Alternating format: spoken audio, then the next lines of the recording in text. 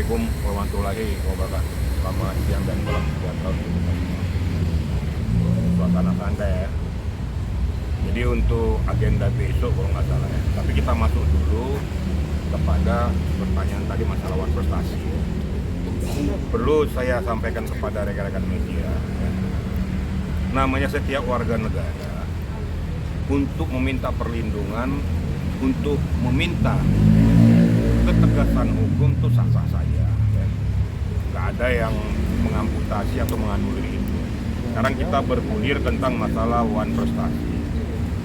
Dulu pertama sudah dilakukan wan prestasi yang mana termohonnya diantaranya adalah Reza Gledis, kepolisian dan kejaksaan. Sekarang mengerucut kepada kedua orang tersebut yaitu Reza Gledis dan suaminya ya. Nah dalam hal ini saya sudah berkali-kali mengatakan substansi daripada namanya wan prestasi apabila itu tidak bermuatan atau tidak bersentuhan dengan tindak pidana, ini dipegang dulu ya. Apabila berbau tindak pidana, udah jelas pasti wan prestasinya itu tidak sah.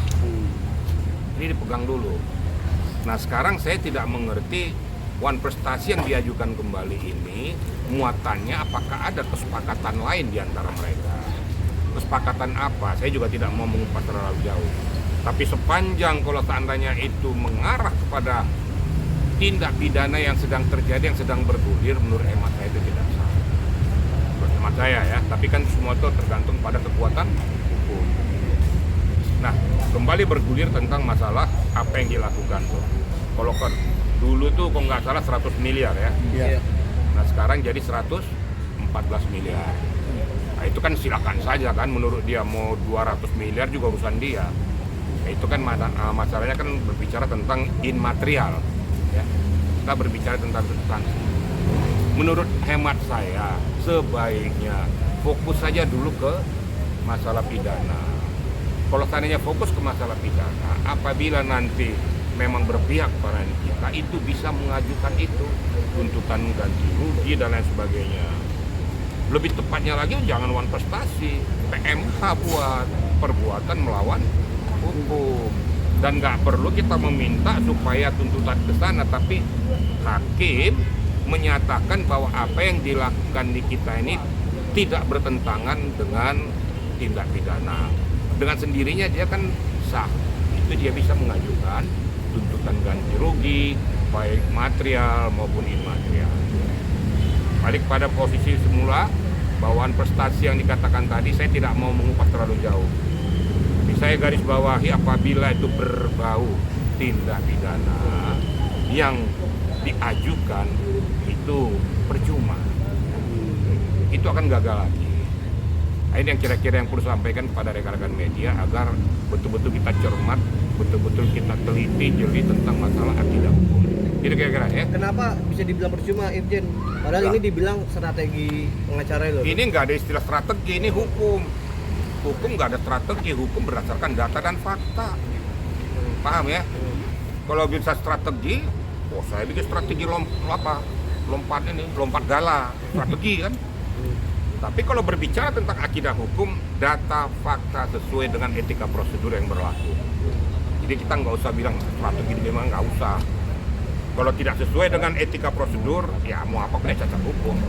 Gitu kira-kira ya. Oke, kalau melihat apa yang dialami Niki, bener gak sih dia mengalami wan prestasi? Artinya kerugian dari endorse yang gagal masuk itu emang? Saya tidak mau lari kepada masalah itu.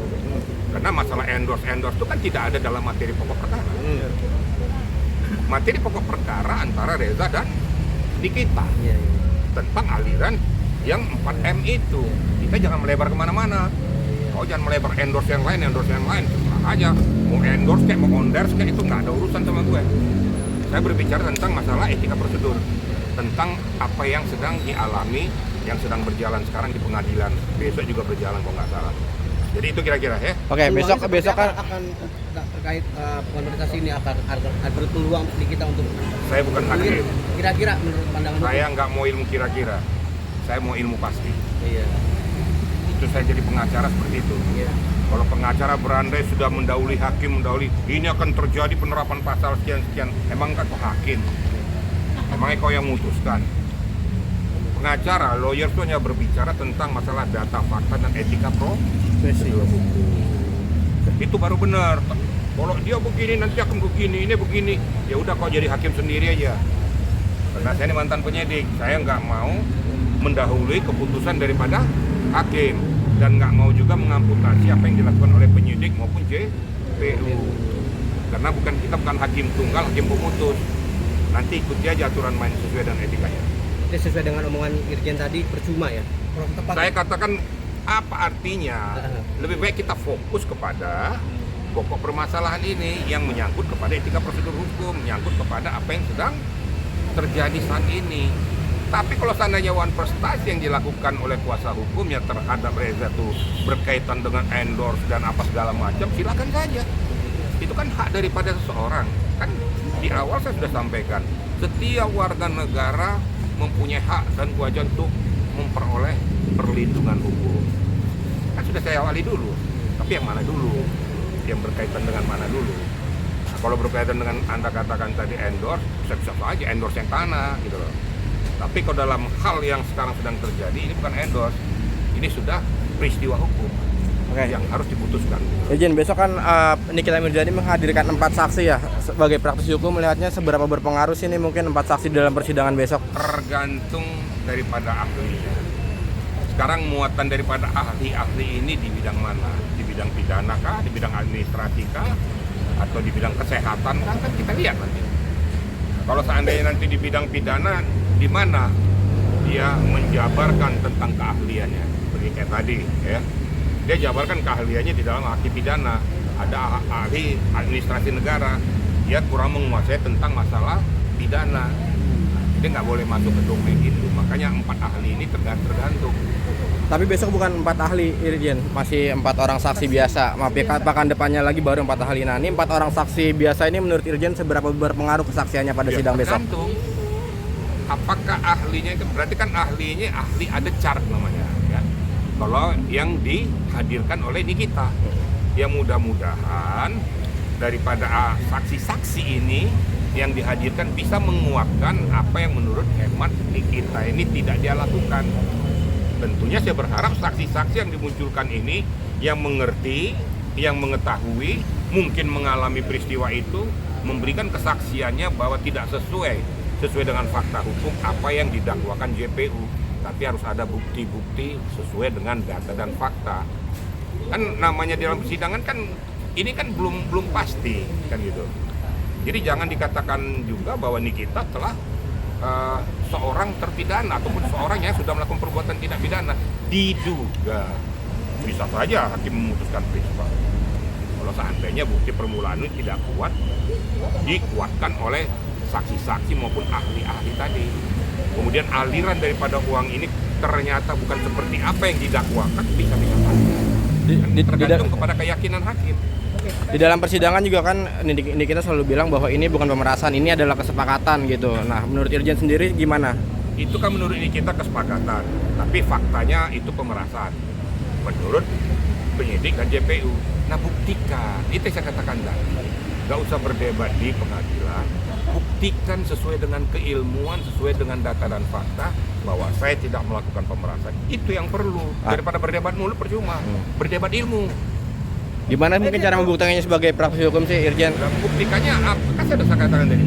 Apa yang dia rasakan, apa yang dia alami, apa yang dia ketahui tentang peristiwa itu disampaikan kepada sidang daripada yang sedang berjalan tersebut.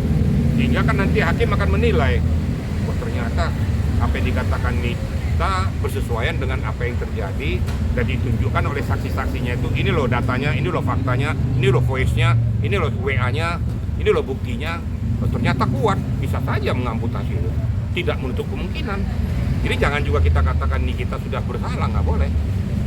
Pak Irjen, atas kegaduhan yang kerap terjadi di ruang sidang, apakah masih ada hal-hal yang meringankan Nikita nanti di mata JPU atau majelis? Saya tidak mau berandai-andai, ya. Jangan giring saya. Kan saya nanya, kira-kira masih ada apa? Saya tidak mau berandai-andai. Kalau saya yang ditanya selalu saya berbicara tentang produk hukum dan substansi. Makanya memang ada penilaian subjektif daripada JPU dan hakim. Ingat loh, pada saat di persidangan kita berbelit-belit memberikan keterangan, membuat gaduh dan sebagainya, itu ada juga penilaian daripada hakim. Kan dikatakan sana ada unsur pemberatannya. Pidana pokok dengan pemberatan, kenapa? Kamu melakukan ini. Sehingga membuat persidangan itu tidak sesuai dengan konstruksinya. Makanya saya jatuhkan hukuman tambahan itu, gitu loh. Perhatikan baik-baik, hakim bisa menjatuhkan hukum maksimal. JPU juga bisa melakukan tuntutan maksimal. Makanya hati-hati di sidang pengadilan. Boleh berdebat, tapi berdebat ilmu. Kan berkali-kali saya bilang, ilmu yang kita gunakan bukan okol, bukan otot, bukan berantem. Ibaratnya cangkem ya diperhatikan, jangan cerocok gitu kan. Tapi ilmu yang kita keluarkan, sehingga betul-betul hakim itu, oh betul, benar-benar nih orang ini punya ilmu pengetahuan. Sehingga hakim akan menilai, oh hukumnya umpamanya maksimalnya 10 tahun dan karena ini baik, dia mengaku perbuatan dan sebagainya, udah 2 tahun aja. Bisa saja terjadi. Itu kan keyakinan hakim. Kalau sudah hakim, demi keadilan berdasarkan ketuhanan yang Maha Esa, lo mau apa? Oke. Dia putuskan itu sah dan meyakinkan, inkrah. Gitu ya. Pak Irjen, walaupun Nikita sebagai terdakwa ya, karena ini kan menyangkut kasusnya skincare, pasti ada korban. Apakah Nikita juga berhak untuk mengajukan saksi korban? Berhak. Nikita berhak mengajukan saksi korban, asalkan saksi korban itu yang betul-betul menguatkan, yang mempunyai data dan fakta tadi. Jadi jangan yang kita hadapkan ke pengadilan itu saksi yang abal-abal, saksi yang ngomong aja menye-menye gitu kan. Saksi, oh ini loh saksinya, ini datanya, ini faktanya, ini catnya, ini yang saya alami, perbuatan ini saya lihat langsung, berdasarkan apa? Ini fotonya, ini buktinya, itu baru ya. Oke.